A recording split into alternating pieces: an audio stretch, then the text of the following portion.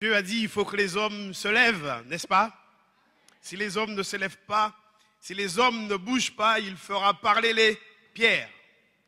Donc je vous encourage, les frères, à continuer dans l'œuvre, à marcher en nouveauté de vie avec le Seigneur. Je me présente, je suis Jocelyn Pitiaille, je œuvre dans l'église d'Argenteuil. J'ai passé un cursus à l'Institut biblique de Nogent où j'ai rencontré le pasteur Mondovi. Il était à l'Institut, moi j'avais déjà fini. Et nous avons lié une amitié durable. La preuve, c'est que je suis encore avec vous aujourd'hui. Et j'ai passé aussi 3 ans en relation d'aide parce que je suis conseiller chrétien pour les couples et les jeunes mariés au sein de la famille. Donc vous allez sur le site Famille Je t'aime et vous tapez orateur, vous verrez un peu ce qu'on traite. Je suis vraiment très content d'être en Guadeloupe parce que je suis en convalescence. Je suis marié. Alors ma femme, c'est mon antivirus, hein, elle n'est pas là, mais c'est mon antivirus. Je suis marié, j'ai 3 enfants, je suis grand-père 3 fois aussi. Et je remercie le Seigneur parce que mes enfants sont en Christ. Et ce n'est pas chose facile d'être en Christ et puis d'avoir ses enfants en Christ. Je prie vraiment pour que le Seigneur puisse travailler au sein des familles. J'ai fini ce cursus à Lyon et le Seigneur m'a fait grâce. Et je le remercie pour cela. Et Dieu voulant, je projette de venir ici en Guadeloupe. Définitivement, j'ai construit une maison avec ma femme, Ars Bertrand. Et alors, c'est un sujet de prière. Priez pour nous parce que j'ai décidé de me mettre à plein temps en Guadeloupe pour le Seigneur. Je ne sais pas où. Le Seigneur guidera. Je suis en convalescence, effectivement, parce que en 2012, j'ai fait un accident vasculaire cérébral avec une hémiplégie droite, une paralysie complète du côté droit. Et je remercie le Seigneur. Je n'avais pas de vision à droite et je ne marchais pas pendant 9 mois. Et quand j'ai vu le médecin pour la dernière fois, et il m'a dit, monsieur, tout ce que vous allez faire, c'est que du bonus, mais je ne peux plus rien. Alors, je me suis appuyé sur le Seigneur, comme toujours, mais vous savez, dans ces moments-là, on a beau vous dire que Dieu est là, mais vous ne voyez plus rien. On a même l'impression que Dieu nous abandonne dans ces moments difficiles. Mais le Seigneur a dit, je ne te délaisserai point, je ne t'abandonnerai point. Ésaïe 41, 10, il dit, je serai avec toi, ne crains point. L'évangile de Matthieu se termine aussi par cela, verset 28. Je serai avec toi tous les jours jusqu'à la fin du monde. Il n'a pas dit dans quelques moments ou lorsque tout va bien, il a dit tous les jours. Tous les jours. C'est-à-dire que même lorsque je traversais mon désert, le Seigneur était là. Il a fallu que je lève les yeux vers lui, n'est-ce pas? Alors dans nos moments difficiles, dans nos moments de doute, de désespoir, levons les yeux vers le Seigneur.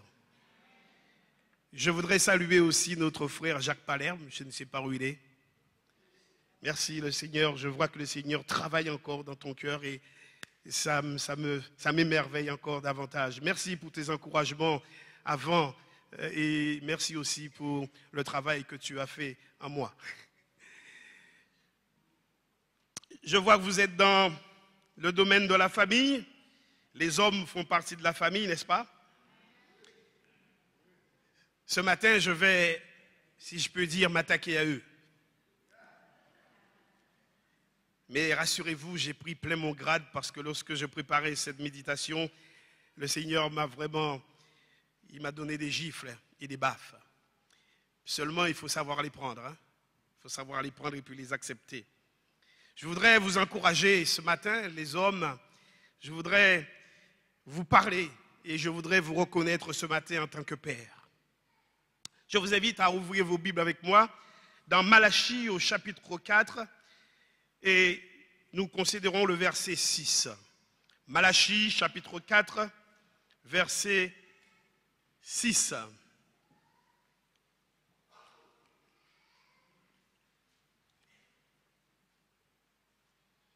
Malachie chapitre 4, verset 6.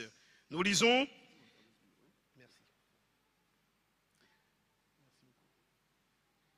Alors excusez-moi si je tremble, hein, c'est toujours la maladie et je n'arrive toujours pas à tenir avec une seule main. Mais Dieu est bon, j'espère un jour je pourrai tenir mon verre avec une seule main sans bouger.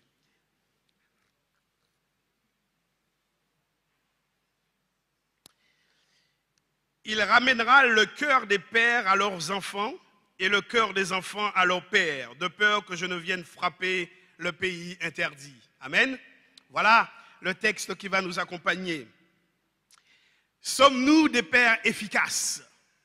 Sommes-nous des pères efficaces? Alors, bien entendu, mes sœurs, je ne m'adresse pas forcément à vous ce matin, mais écoutez bien, pour que vous puissiez épauler nos hommes, épauler vos maris, épauler vos époux, épauler les pères de vos enfants, afin que le Seigneur puisse les aider à faire ce travail, non pas en gémissant, mais avec joie. Un des principaux rôles du père est de poser les limites. C'est de conjuguer amour et loi. De dire à l'enfant, je ne te dis pas non, et si je te dis non, c'est parce que je t'aime. Car un enfant se construit grâce à des repères et pas uniquement dans la satisfaction immédiate de ses désirs. Il faut savoir que 60% des enfants des divorcés n'ont aucun contact avec leur père et seulement 15% des pères obtiennent la garde principale de leur enfant. L'absence du père peut avoir deux conséquences graves pour l'enfant. Premièrement, l'absence de modèle d'identification pour le garçon et l'image de l'autre sexe pour la fille. Deuxièmement, la difficulté à intégrer des limites dans sa vie. La carence aussi de la mère peut être très grave dès l'enfance. Par contre, celle du père est plus grave à l'adolescence. Une société sans père est une société sans repère. Le père est le premier à qui cette mission est confiée. Aujourd'hui, on accuse souvent les pères d'être démissionnaires. Personnellement, je rencontre beaucoup de pères dépassés.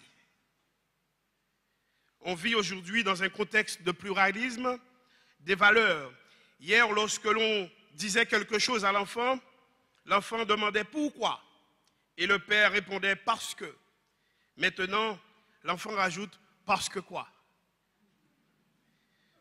Le père doit alors légitimer ses règles, argumenter, témoigner de ses valeurs. Et souvent, il n'est pas formé à cela. Le rôle essentiel de l'autorité paternelle est de sécuriser, responsabiliser. Sécuriser, c'est être capable de dire non. Car si on lui dit oui, toujours, l'enfant risque de sombrer dans la toute-puissance et va croire que tous ses désirs peuvent devenir réalité. Responsabiliser, c'est développer sa capacité à devenir acteur de sa vie. Une bonne autorité, c'est une autorité que l'enfant accepte.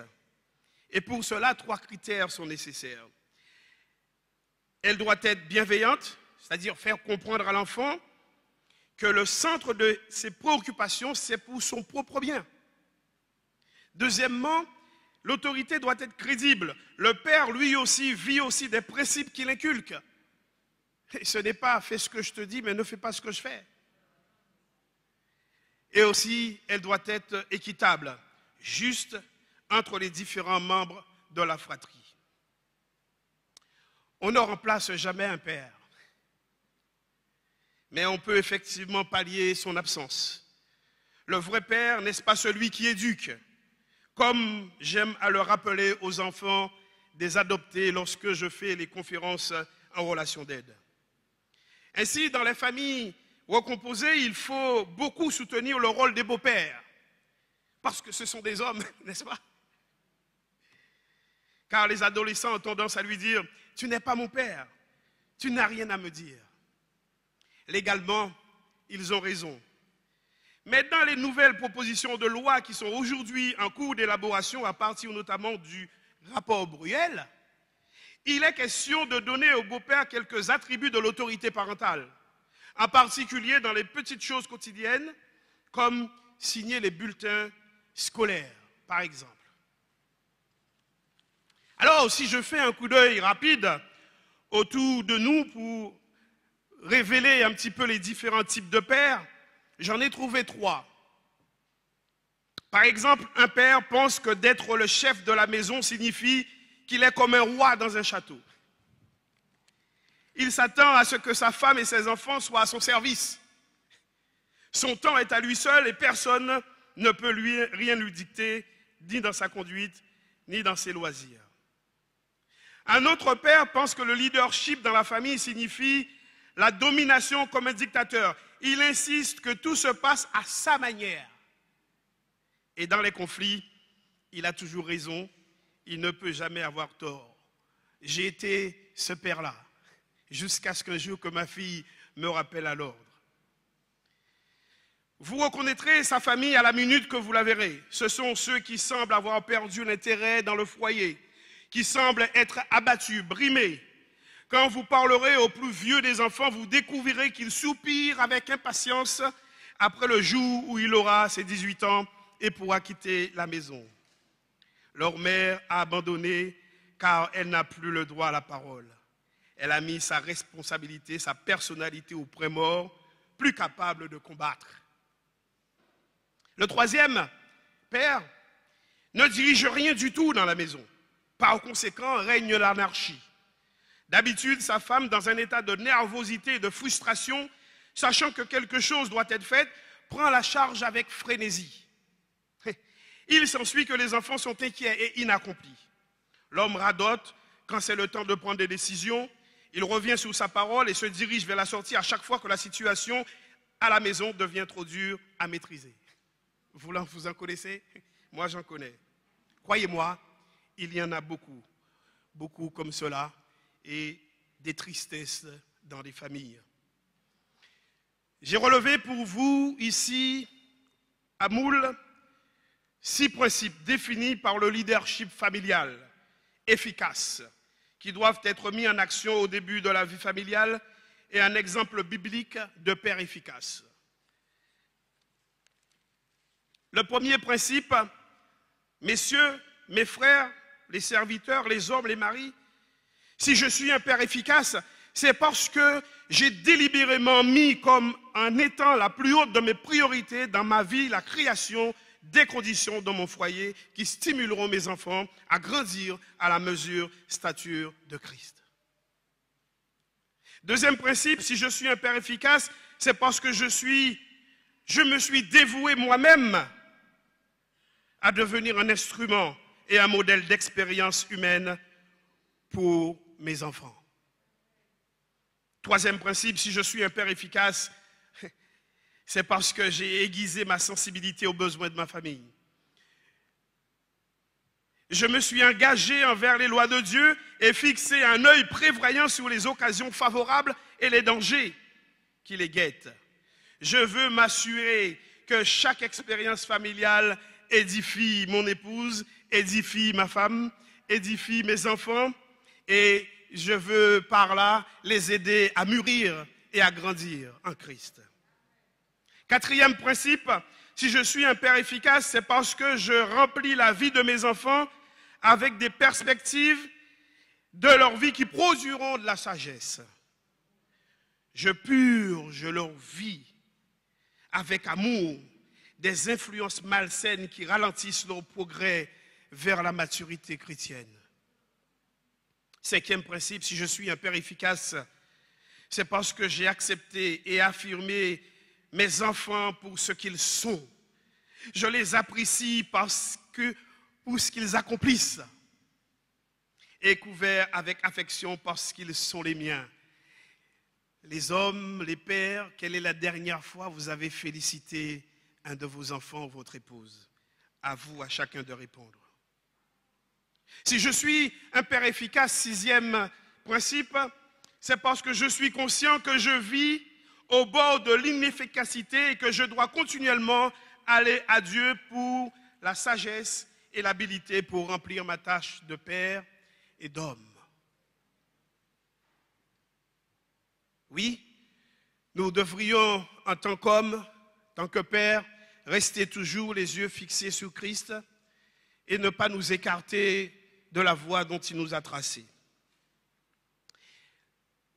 L'exemple biblique du Père efficace, je l'ai trouvé en Joseph, le Père terrestre de Jésus qui a pris 3 décisions significatives. Et chacune de ces décisions était centrée sur un aspect essentiel de ce que la plupart des hommes estiment comme étant l'essence même de la paternité, la conception, la carrière et la communauté. 3 marques de la paternité efficace selon plusieurs textes bibliques. Mais voilà, ce n'était pas le cas de Joseph. Parce que nous savons que Joseph n'était pas le père biologique de Jésus. Mais vous ne pouvez pas manquer le fait que Jésus était comme son fils. La chose qui lui a rendu efficace n'était pas les ingrédients habituels de la paternité, mais plutôt que Joseph avait une oreille écoute attentive au ciel. Joseph écoutait ce que Dieu lui disait par rapport à cette famille que Dieu lui avait donnée. Quand le ciel a parlé et a ouvert les oreilles de Joseph, le mandat d'être le Père terrestre de Jésus, il a accepté et s'y est accroché jusqu'au bout, n'est-ce pas? Chaque endroit où il se présentait avec l'enfant et sa mère, il y avait de l'agitation, l'inévitable scandale quand la communauté a découvert qu'il avait marié une femme enceinte, le forçant même à fuir, n'est-ce pas? Il connaissait, Joseph, la vraie aisance de la paternité. Accepter le mandat du ciel, créer avec force et entretenir un climat familial dans lequel l'Esprit de Dieu pouvait accomplir son œuvre souterraine. Voilà la mission et la vision de Joseph. Vous savez, j'ai le fort sentiment ou pressentiment, si vous voulez, que Joseph est un modèle pour tous les pères. Un réconfort pour l'homme qui a adopté les enfants et compagnon de l'homme qui sent que plusieurs des circonstances qui touchent sa famille sont totalement hors contrôle. Joseph est en train de nous dire ce matin qu'un père efficace mesure les dangers et les occasions favorables. Il ajuste une oreille vers le ciel et un père efficace se met en marche chaque jour pour garantir des conditions favorables aux enfants, leur permettant de grandir en maturité pour être ce que Dieu veut qu'ils soient. En bref, s'assurer que la vie dans notre foyer est positive, attrayante et satisfaisante. Voilà un des rôles des pères. Le plan de Dieu pour la famille ne peut fonctionner que lorsqu'un père assume ses responsabilités de chef de famille. Le succès est un leitmotiv de la civilisation. Nous sommes constamment poussés par ceux qui nous entourent et par la façon dont nous sommes élevés à rechercher le succès dans tout ce que nous faisons, dans notre métier, dans le sport, dans la politique et dans nos vies privées. Oui, il s'agit d'une puissante force de motivation.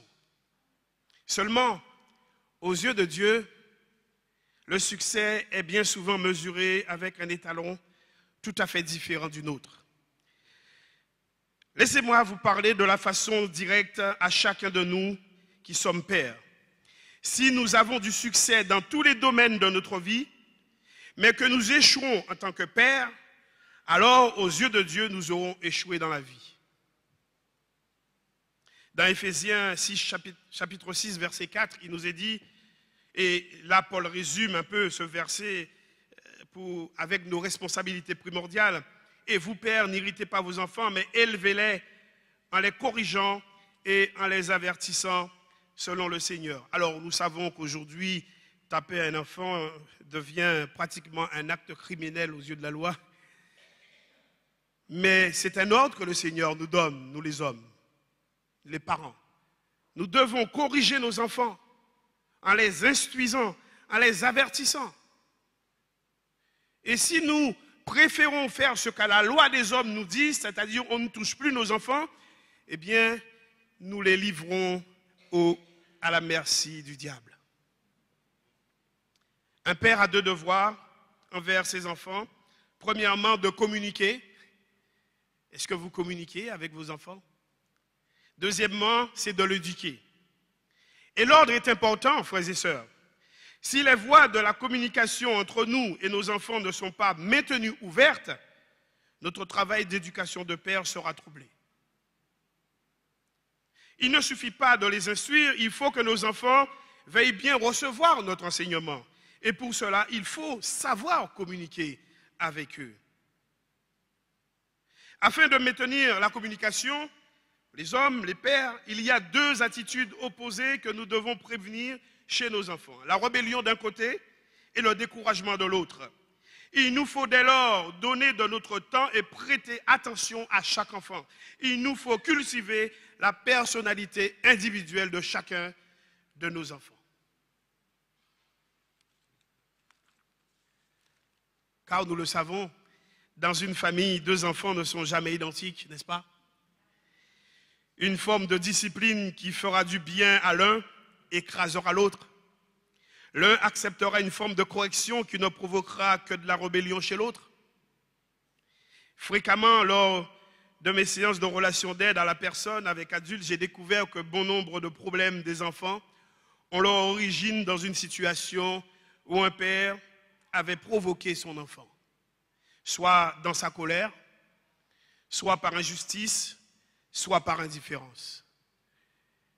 Un de mes derniers fils, Josué, m'a dit « Je ne sais pas comment te parler parce que j'ai l'impression que tu sais tout. » Alors je me suis tourné vers le Seigneur et demandé au Seigneur « Seigneur, où j'ai raté quelque chose ?» Et après, nous sommes entrés dans une relation très intime. J'ai dû rentrer dans sa chambre, lui demander pardon et m'agenouiller avec lui. Et depuis lors, je n'ai jamais cessé de lui envoyer des messages. Et lui non plus. Alors, je crois qu'il faut quand même que nous puissions rentrer en relation avec nos enfants. Ce n'est pas le tout de dire « je suis le père ». Il faut absolument que nous puissions communiquer avec nos enfants, prendre un temps avec eux. J'ai souvent été laver ma voiture avec mes fils. Remarquez, ils ne lavaient pas la voiture, c'était moi qui faisais, mais j'avais ce moment avec eux où ils pouvaient se dégager et parler. Et j'obtenais certaines choses de leur part. Et ce n'est pas seulement le Nouveau Testament qui nous donne cette responsabilité au Père. Le même principe se retrouve dans toute la Bible. Dieu a déclaré de façon semblable que la vie spirituelle se doit d'avoir d'abord dans le foyer. Regardant Deutéronome chapitre 11 verset 18, il nous est dit « Mettez dans votre cœur et dans votre âme ces paroles que je vous dis. Vous les lirez comme un signe sur vos mains et elles seront comme des frontaux entre vos yeux. Vous les enseignerez à vos enfants et vous leur en parlerez quand tu seras dans ta maison, quand tu iras en voyage, quand tu te coucheras et quand tu te lèveras. Tu les écriras sur les poteaux de ta maison et sur tes portes. Et alors, vos jours et les jours de vos enfants dans le pays que l'Éternel a juré à vos pères de leur donner seront aussi nombreux que les jours des cieux le seront au-dessus de la terre. » Amen. Dieu nous donne, en tant que père, la responsabilité d'enseigner ses paroles et ses voix à nos enfants dans le foyer. Et cette responsabilité ne peut pas être laissée au club du dimanche. Cette responsabilité ne peut pas être laissée à un frère ou à une sœur. En tant que parents, nous devons instruire nos enfants dans la parole et les voies de Dieu dans notre maison, pas ailleurs. Il n'est pas simplement question d'avoir un culte familial. Pour être efficace, l'enseignement et la discipline spirituelle doivent être connus des enfants. Dieu dit, quand tu seras assis, quand tu iras en voyage, quand tu te coucheras et quand tu te lèveras, c'est-à-dire en toute occasion, pas seulement à l'église. Moi, quand je pense personnellement à la façon dont j'ai élevé mes enfants, je me dis que si c'était à refaire, je leur consacrerais plus de temps en simple activité non religieuse. Vous savez, en relation d'aide, j'ai découvert que ce dont les enfants se souviennent le plus, ce sont les moments où il passe avec vous, pas à l'église. Ce sont les moments où les enfants sont seuls avec vous. Ils se rappellent de cela. On ne peut pas communiquer, messieurs, les hommes, les frères, les serviteurs, on ne peut pas communiquer avec un enfant en 5 minutes. C'est impossible. On ne peut pas communiquer avec nos enfants par texto. On ne peut pas communiquer avec nos enfants par SMS. La communication doit avoir un contact. Parce que souvent, lorsqu'on dit qu'on a connu le Seigneur nous a touchés. Souvent, les choses les plus importantes sont dites alors qu'on s'y attend le moins, lors des moments non structurés. Et si ce genre de contact est inexistant, ces choses ne seront jamais dites. Alors notre rôle de père dans notre foyer est primordial. Dans sa relation avec l'Église, Christ a 3 offices importants qui lui ont été délégués par Dieu le Père. Et dans notre maison, nous nous tenons dans une position semblable vis-à-vis de nos familles. Il y a 3 principaux offices qui nous ont été délégués par autorité divine et dont on peut être sacrificateur. Voilà. Premier, être sacrificateur. Nous sommes appelés à intercéder pour nos familles, n'est-ce pas? En portant les besoins de notre famille à Dieu dans la prière et en lui demandant la protection divine. Dans l'Ancien Testament, ceci est illustré par l'ordonnance de Pâques. Le deuxième rôle que Dieu donne à chaque père est celui de prophète. Oui, nous avons ce rôle de prophète dans nos familles. Nous devons représenter Dieu dans nos familles. La plupart de mes collègues qui se sont engagés dans le ministère de la relation d'aide ou le travail de personnes vous témoignons certainement en Guadeloupe que nous portons notre famille devant le Seigneur. C'est notre rôle, c'est notre responsabilité en tant qu'homme, en tant que père. Et le troisième office du père dans sa maison est celui de roi. Et oui, nous sommes dans l'obligation de diriger notre maison de la part de Dieu. Lorsque Paul écrit les qualités du responsable d'église, il dit qu'il faut qu'il soit quelqu'un qui dirige bien sa maison. Et le verbe diriger ici indique l'exercice d'autorité pour gouverner.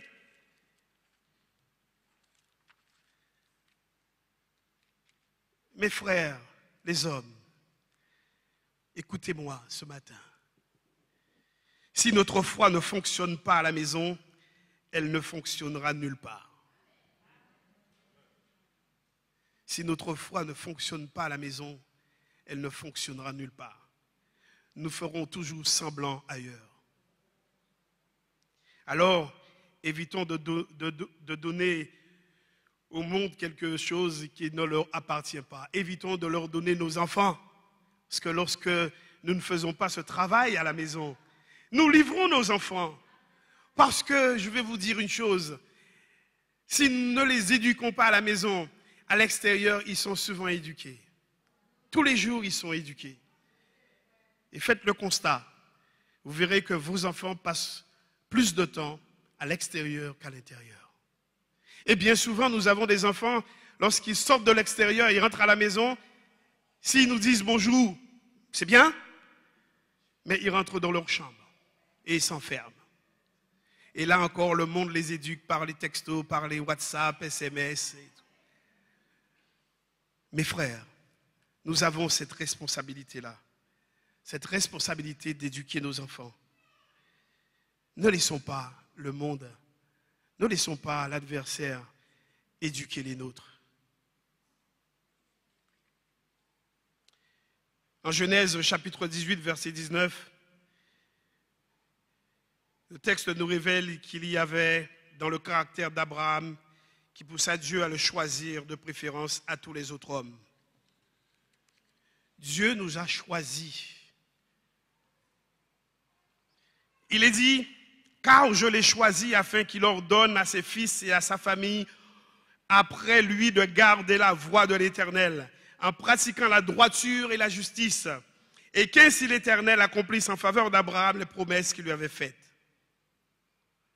Dieu nous a fait des promesses, les hommes, les serviteurs, les pères. Dieu nous a fait des promesses Mais si nous ne restons pas sous les ailes de Dieu, si nous ne faisons pas ce que le Seigneur nous demande de faire, nous ne verrons jamais ces promesses s'accomplir dans nos vies et dans la vie de nos familles.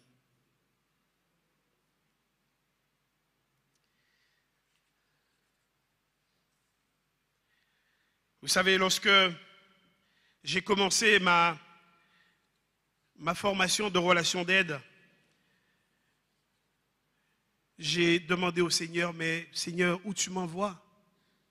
Où tu m'envoies? Je ne peux pas éduquer ceux qui sont à la maison, mes enfants. Comment pourrais-je réconforter les autres, les familles décomposées, les familles des divorcés? Comment je pourrais, Seigneur? Je ne peux pas. Aide-moi d'abord à conduire les miens. Aide-moi d'abord à les éduquer. Aide-moi d'abord à communiquer avec eux. Ensuite, Seigneur, tu m'enverras pour que je puisse travailler pour toi à plein temps. Et je me suis rendu compte que le Seigneur s'est servi de cette formation pour que je puisse travailler dans ma propre famille. Et je suis heureux parce qu'aujourd'hui, je peux aider les autres, mais aussi dans ma famille. Si nous ne soumettons pas nos enfants à une discipline et si nous ne communiquons pas avec eux de telle façon qu'ils soient pour nous une source de plaisir et de bénédiction, le verset que nous venons de lire nous donne clairement l'alternative. Ils iront en captivité. Ils iront en captivité. Nous avons même des enfants aujourd'hui, de chrétiens qui sont déjà en captivité. Puissions-nous prier le Seigneur pour que ces enfants puissent revenir à lui, que ces familles puissent se revenir à lui. Et c'est ce qui se produit dans nos sociétés où de millions d'enfants sont emprisonnés par la drogue, par la sexualité illégale, par l'occultisme et de quantité d'autres pièges de Satan. Malachie 2,7 dépeint le sacrificateur comme gardien et interprète de la loi de Dieu. Car les lèvres du sacrificateur gardent la connaissance et c'est à sa bouche qu'on demande la loi. En tant que sacrificateur dans sa maison, chaque père est responsable de garder et d'interpréter la loi de Dieu pour sa famille. Qu'en est-il de vous? Qu'en est-il des hommes ici à Moule? Qu'en est-il de vous? Comment fonctionnez-vous dans vos familles? Je vous ai vu à l'œuvre tout à l'heure dans la louange. C'est magnifique, c'est merveilleux. Je bénis le Seigneur pour cela. Mais qu'en est-il de nous dans nos familles? Comment fonctionnons-nous dans nos familles?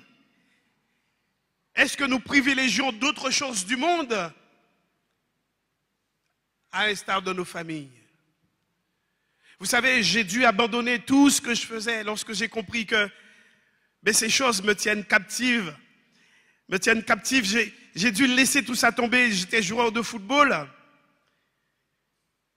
J'ai joué dans un bon niveau. J'ai dû laisser tomber ça où il y avait des belles voitures, où il y avait de l'argent. Je dis, Seigneur, mais tu m'as dit que tu me donneras tout. Et là, tu me fais tout perdre. Lorsque j'ai compris que servir Dieu était la meilleure des choses. Lorsque j'ai compris que servir le Seigneur en tant qu'homme, en tant que serviteur, en tant que mari dans ma maison, en tant qu'époux, en tant que père pour mes enfants, j'ai compris que il y a vraiment trop de travail là pour que je puisse encore aller gaspiller mon temps dans les loisirs du monde. Rassurez-vous, je fais de la marche à pied quand même. Hein. Je fais un petit peu d'activité physique. Hein. Mais les autres choses ne me tiennent plus captif. Alors, qu'en est-il de vous? Eh bien, dans Osée, la situation et ses conséquences sont ainsi résumées. Mon peuple périt parce qu'il lui manque la connaissance, parce que tu as rejeté la connaissance, je te rejetterai de mon sacerdoce. Comme tu as oublié la loi de ton Dieu, moi de même, j'oublierai tes fils. Est-ce que nous avons envie que le Seigneur oublie nos fils, les frères? Non. Alors c'est à nous que revient cette responsabilité, c'est à nous que revient cette charge d'éduquer nos enfants, d'éduquer notre famille. Quelle chose terrible, quand Dieu lui-même nous dit qu'il oubliera nos enfants. Lorsqu'un père rejette la connaissance de Dieu, il n'est plus digne d'exercer le ministère sacerdotal pour sa famille. Si tu ne conduis pas bien ta maison, tu n'as pas le droit de conduire dans l'église non plus. Je peux vous dire ça avec toute liberté parce que je ne suis pas d'ici. Je suis libre, je suis tranquille. Mais Dieu voulant, je reviendrai en Guadeloupe si Dieu me prête vie. En conséquence, les enfants perdent la protection qui vient de l'autorité du Père et deviennent la proie de tous les pièges et tromperies de l'ennemi. Aujourd'hui, dans notre pays, plein d'enfants sont oubliés, sont étrangers aux promesses et aux dons de Dieu dans l'Alliance. Tout simplement parce que leurs pères, parce que les hommes ont oublié la loi de Dieu, parce que des hommes ont oublié de les porter devant le trône de la grâce. Alors, les frères, Marie, Père, qu'en est-il de nous au moule?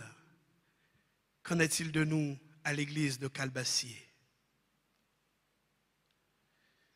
Voici, je vous enverrai le prophète avant que le jour de l'Éternel arrive, ce jour grand et redoutable. Il ramènera le cœur des pères. J'aime beaucoup ce passage.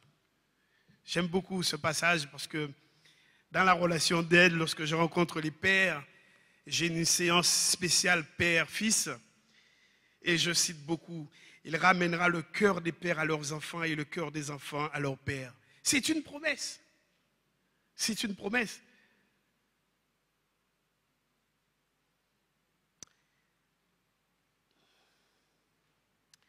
Dieu promet d'envoyer une personne avec un ministère. Dieu promet de vous envoyer parce qu'il ramènera le cœur des pères à leurs fils et le cœur des fils à leurs pères. Alors, papa, père, mari, époux, si nous avons des difficultés avec un enfant, un fils ou une fille, je vous en conjure, il est important de faire la paix. Il est important de revenir. Il est important de ramener le cœur de nos enfants vers nous. Et ça, nous pouvons le faire quand nous laissons guider par le Saint-Esprit. Laissez le Seigneur vous guider. Soyons réconciliés avec nos femmes. Soyons réconciliés avec nos épouses et nos enfants et guidons notre famille vers tout ce que Dieu a attendu pour elles.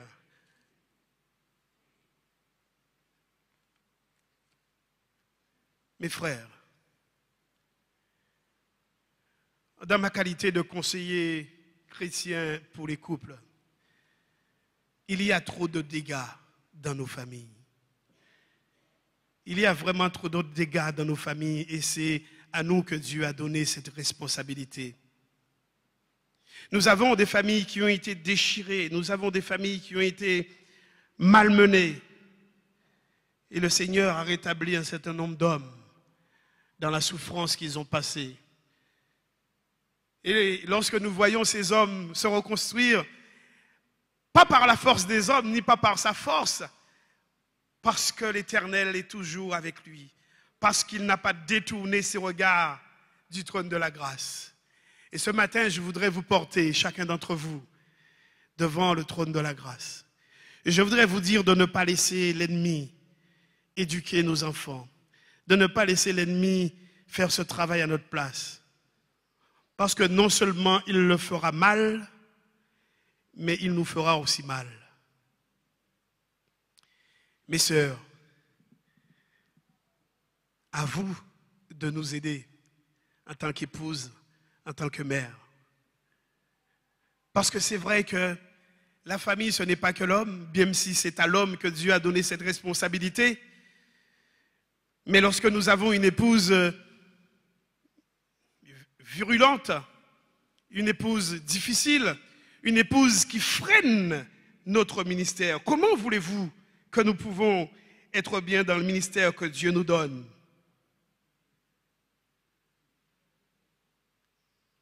Vous êtes une aide semblable pour nous. Alors, s'il vous plaît, aidez-nous. Aidez-nous. Nous avons besoin de vous. C'est pour cela que Dieu vous a mis à nos côtés. Pour qu'en famille, nous puissions le louer.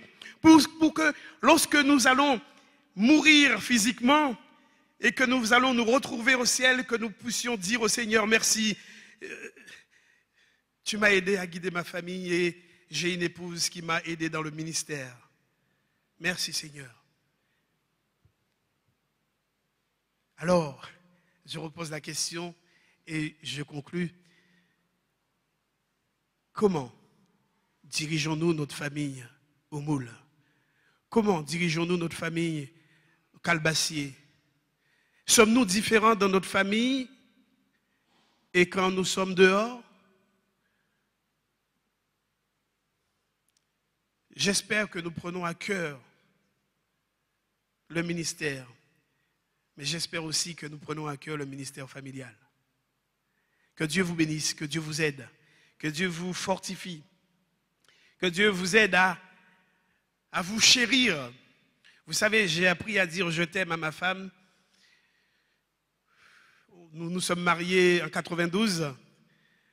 Je pense que dans les 5 années qui ont suivi notre mariage, je dis je t'aime après, c'est devenu une routine.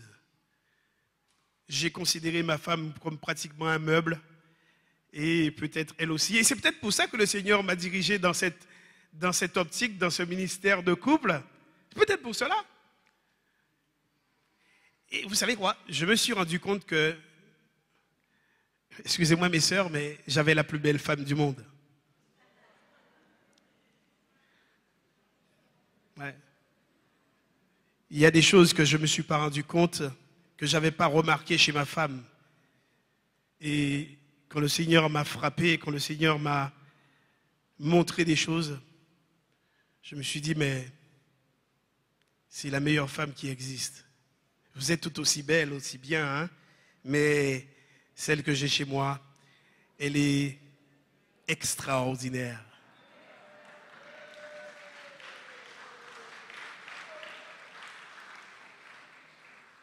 C'est pour ça que je dis que ma femme, c'est mon antivirus.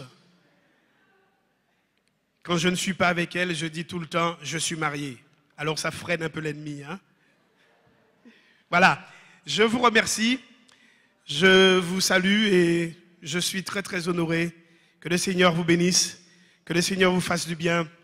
Chérissez-vous, aimez-vous, portez-vous dans la prière et que l'Église ici puisse grandir davantage, que les hommes puissent se lever pour le Seigneur, n'est-ce pas? Merci encore pour ce sketch. Hein. Il va falloir que vous me dites où vous l'avez trouvé, hein, parce que je vais le faire là-bas.